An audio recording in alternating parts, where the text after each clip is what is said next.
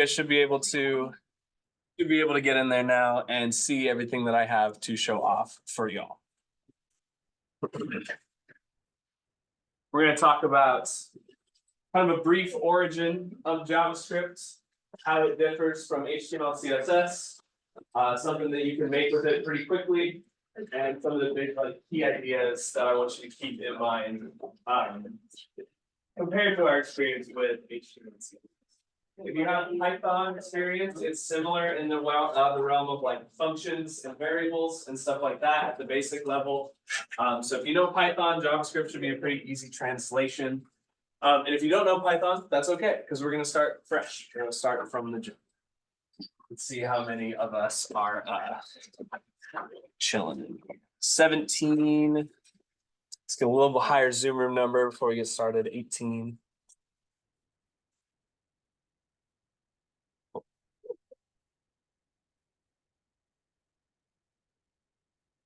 All right.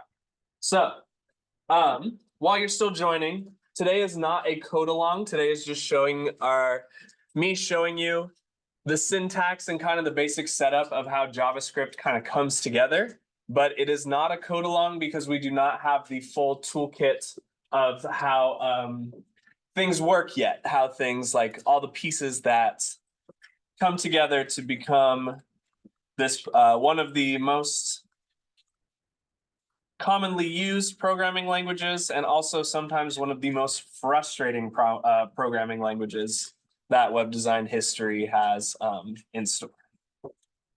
So let's see, what are we at? 19, couple more, and then we'll kind of get into it. Okay.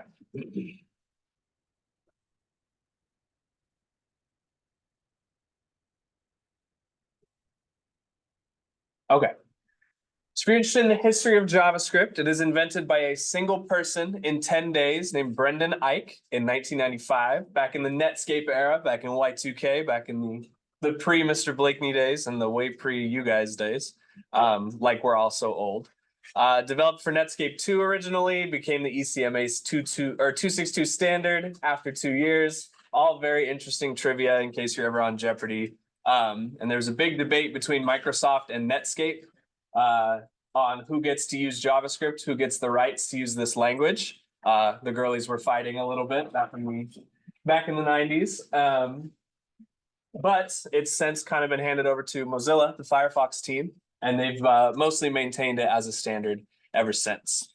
The big difference between HTML, CSS, and JavaScript is HTML and CSS are in one category of making the website appear visually. HTML, the M is for markup. So depending on the way that you type things, it changes the way that it appears. And CSS, obviously with the style, it's going to just change the way that it looks, but it won't run without HTML. So it's not even technically a coding language, so to speak. It's just a styling language. Those two only make things visually static, right? We've done a tiny bit of CSS responsiveness depending on different conditions, but that's just kind of a reverse engineering kind of magician's trick sort of thing to make your page more responsive. JavaScript is the first language that we're actually going to talk about in kind of the trio of web design. That is a scripting language. It allows you to create dynamically updating content. It allows you to control multimedia. So it allows you to play, pause, increase, volume, decrease, right, skip, forward, backward. Your media player controls your typical stuff. It animates images, and basically any level of interaction you can think of on a web page, like a form, a pop-up, games, browser games, that's all JavaScript, at least when it started. So because it has a lot more functionality, it has a lot more things that we need to understand how the pieces work together with one another. It has a lot more applicability if you want to make your site more responsive and more interesting for your user. So it is a very profound isn't quite the right word, but pronounced is probably the better way that I want to go, where it's important and people are aware of it and it's not going anywhere anytime soon. The drawbacks of switching from these markup and styling languages in a scripting direction is scripting requires a lot of data. It requires a lot of if-then conditionals. It requires a lot of variables. The things have to work together. There's going to be a lot more opportunity for bugs where things aren't going to work the way that you intend. And because of all that, JavaScript can be kind of buggy and difficult to learn at times. It doesn't make sense in the way that HTML and CSS can. So there's a little bit more things that you can work with, and things can go wrong more frequently. I mean, JavaScript going wrong, you're not gonna, the world's not gonna explode, but still, they can be a little bit frustrating. So a basic kind of concept, if we remember back to early CSS, I talked about how you can do inline style, where you're typing out style in a container like this. Again, we don't want to do that at the end of once we are a little bit more established, but you can do the same thing with JavaScript, but the tag instead of instead of style is script. So if I type out script, this is typically going to be used as a container that at the most basic level of JavaScript is going to hold both our variables and our function, the thing that we're trying to do with those variables. So when I hit enter, I can set my variable, my var. This is all still in the HTML. We've not done anything crazy yet with JavaScript as a separate file. I can set my variable to be whatever I want, name-wise, and whatever I want numerically. We're sticking with strictly a mathematic direction for this point. So like if I said the variable of x, for example, I can make x equal to 1. And it is important that you have these spaces, especially in the mathematics department, because then it makes it easy to read and easy to debug later on. And I can repeat the same thing. Let's make a variable of y equal to 2. And then if I wanted to go really crazy, I could set a variable of z equal to 3. So what does this actually even do, though? Nothing currently. This is just information that JavaScript can work with. Once we give it a function, just like in math, once we give it a function, something different is going to happen. A lot of the times in JavaScript, the thing that references or where you want the function to happen is going to reference your HTML document as a whole. So if you want something to happen on your HTML page, like if I were to go live on this, for example, right? There's nothing here. It's because all we've put in VS Code is variables at the current state. However, if I write a little document rule, this means it's going to reference this HTML document. JavaScript is going to read and interpret what I'm asking here based on the HTML and the variables that it has to work with. If I want it to make text appear on a screen, that's writing. So I'm going to write something on the document, and then inside of these parentheses, it's a very parentheses and quote heavy language, okay? Inside of my document, I want it to write the variable of x, okay? So what this is interpreting, JavaScript has this data in its memory. It knows x equals 1, y2, z3. And it's asking, or I am asking JavaScript to take my HTML document and write the value of x as I have assigned it. So if I go to my output, which I think I closed. If I go to my output, it should have, oh, maybe it doesn't need the quotes. I think the quotes made it take it literally. So let me take the quotes off. There we go. Now it has become the number 1. And I can replace that with a y if I want to. And you're not going to believe it, but it's going to become 2. Zoom in. And then guess what? We change it to z.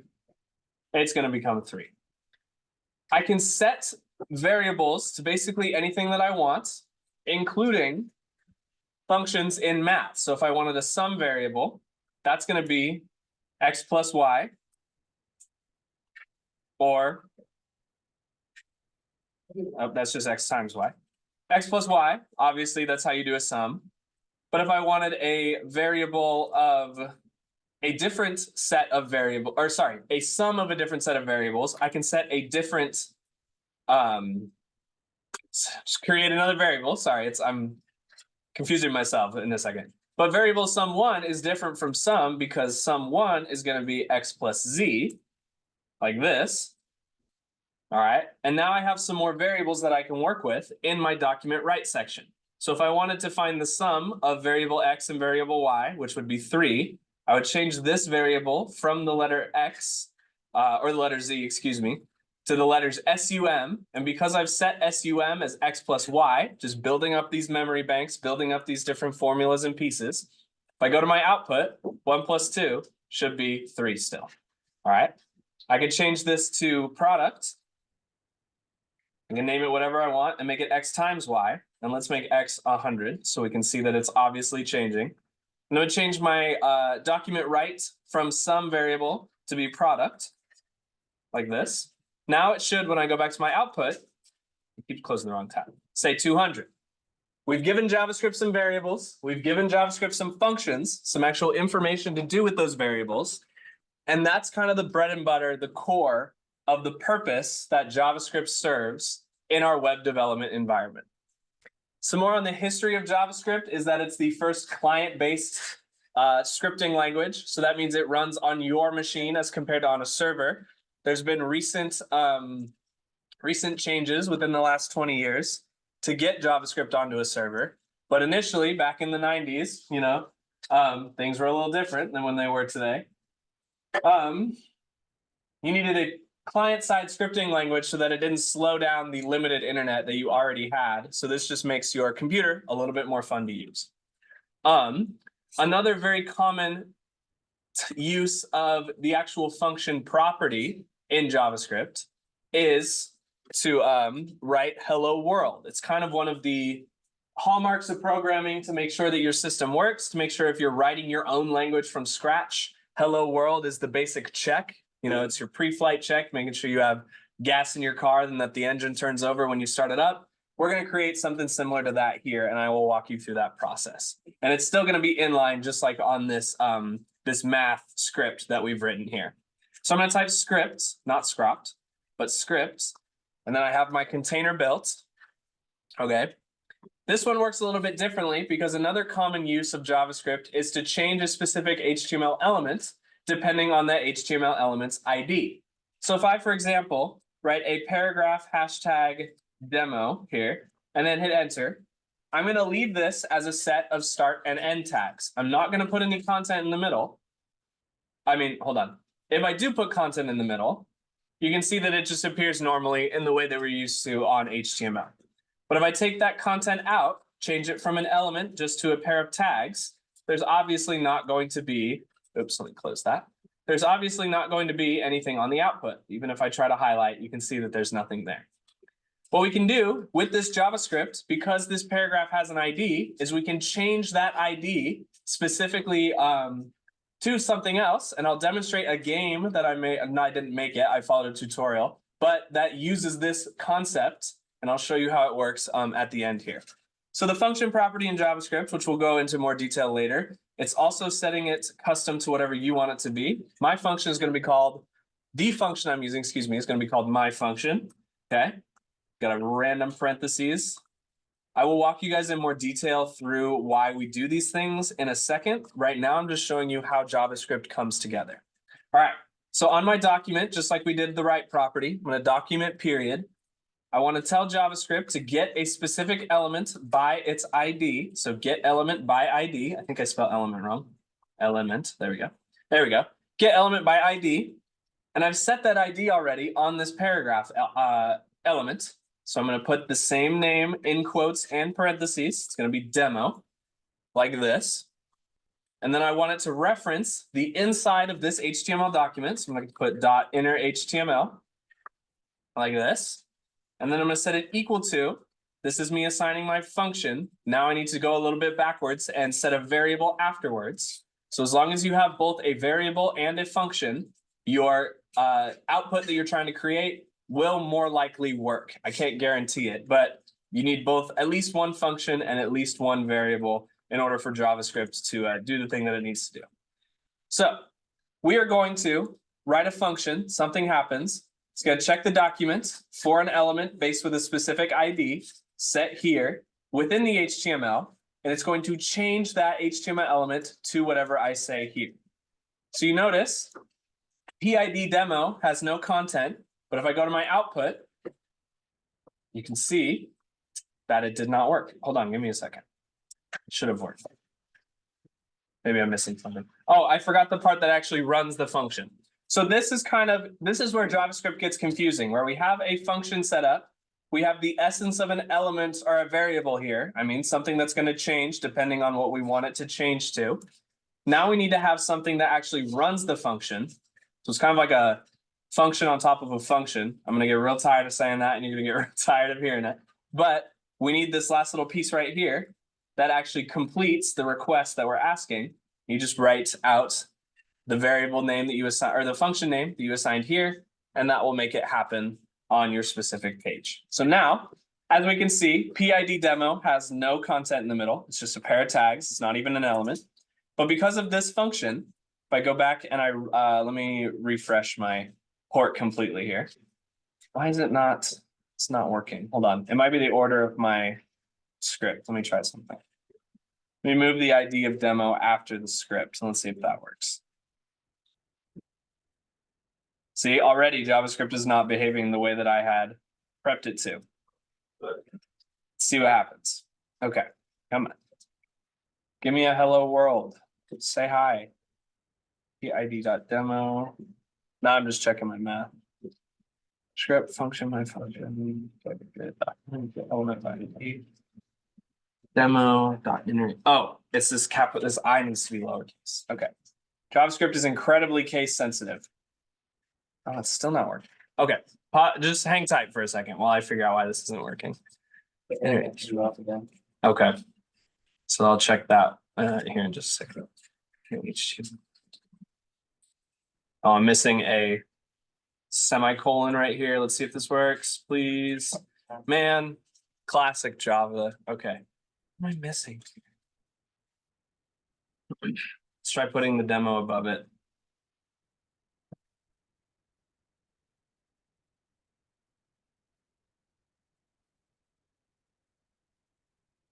There it goes. Now it's working. Okay, so let me check the internet why that's not working, and then I will back. A little frustrating. Okay, cool. All right.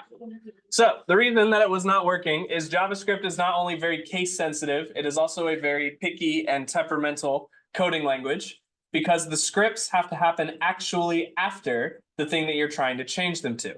So because my ID of demo was underneath here, because of the document flow, it was running a script on something it couldn't see, kind of creating a little bit of a loop here. But now that it knows that the ID of demo is there, it can point itself in the right direction and find out what I'm trying to ask of it. So all of this is cool if you're into programming, cool if you're wanting to become a software developer, but pretty lame if you're just not that interested in web design. What you can do with JavaScript is create the dinosaur game from Chrome, and I will show you how that looks right here, incredibly simply. This is what your HTML looks like. We have a div for the game, a div for the character, and a div for the block. We have some styling that provides the spacing and the sizing colors for each of the pieces in there, as well as our animations. And then here we have the JavaScript required in order for the Chrome game to work, even simply. All of these three pieces work together to create. So I go live again on this. It's going to happen really fast. I zoomed in too far. Hold on. Let me zoom out. Okay, so here's my canvas. The CSS is providing the document canvas with the border here. Everything's contained within that. Here's my character with the animations. They only happen once every on click. So that's how I interact with my game here. Look how much JavaScript is required to make this. There's no music. There's one type of block. It happens at the same speed every time. And then when I get hit, all it says is you lose. When I click OK, it doesn't even replay. This took me about 25 minutes following someone step by step and just figuring out how all of the pieces work together. Oh, that's not it. How all of the pieces work together, how all of these functions happen. So it is a language that takes some time to get used to. So don't be discouraged by the way that things start initially. That's why I brought that up, that this is like learning an instrument. You wouldn't grab a guitar and expect to immediately start hitting some sick riffs, right? You got to learn the finger pressings. You got to learn what each of the strings even are, right? There's a process. You know that whole, you guys understand that. So trust this process. Trust that it's going to pay off for you. Trust that doing the boring work at the start is going to make it make more sense at the end. And keeping that in mind, what I want you guys to do is either look through some of the videos or the links that I have in this week's thread. If we go over to web design and then go to student view. Here's our thread for the week. I've put a bunch of different JavaScript links in the bottom here. we learned in second period that this JavaScript cheat sheet, the captions are in English, but the video is not because I watched it on mute. So the captions are good on that one if you don't understand the language the viewer is speaking or the creator is speaking. But the rest of these are either W3 schools. Here's the one that talks about JavaScript functions, exactly how I demonstrated it here, as well as all the different options that we can do here. All of this is to say, what I want you guys to do is find your own JavaScript tutorial, something interesting, something simple, beginner friendly, as you guys are attempting to kind of figure out how this language works. Some key searches that'll help you out. It's abbreviated JS. So I looked up easy JS, games with JS, and JS introduction to help me get started on my JavaScript journey. And then in the last 15 minutes of class, which is in 40 minutes, I want to see what you worked on or what you started working on. Does that make sense? Does anybody have, yeah, Kai, what's up? Do you create a folder like you do for any other? You can, yes. So there's options, just like in original HTML and CSS. If we look at Hello World, you can do JavaScript inline like this. However, you'll notice that my JavaScript for the dinosaur game is a separate file. It's a .js file, which makes it nice and easy to remember in the root folder sort of setup. If you are going to do an external JavaScript file, you would link it very similarly as you would link a style sheet with a Zelda link, but instead of a Zelda link, you use a script. You use script src, and then you type the name of the script, or sorry, not the name of the script, the path of the source, and you leave the content section between the tags blank. And that's going to function like a Zelda link tag does for style sheets, but it's going to work for JavaScript files outside of the main document. And I can help you with that if you're curious while I'm wandering. Any other questions before I have you guys explore around a little bit? I have headphones in the drawer over there if you need headphones to watch videos. Create like a whole new unit folder for this? Yes, there's a Unit 7 folder. We just don't have a new assignment in there yet. Oh, there is it. This is just a beginning practice. I have the video for the dinosaur game for this JavaScript if you want. It's pretty fast and he doesn't really explain why the things happen. But I do have that video if you want to give it a shot at creating this game. Anybody have any questions? Anybody have any concerns? Anything like that?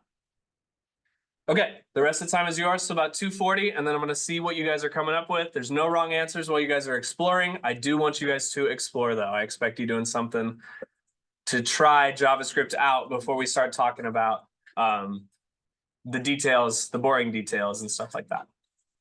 Are we all good? Any questions? Any beefs? You can Canvas message me if you have a problem. We can talk about it. Okay, cool. I'm going to wrap up the Zoom room, process this video, and that will be our day today.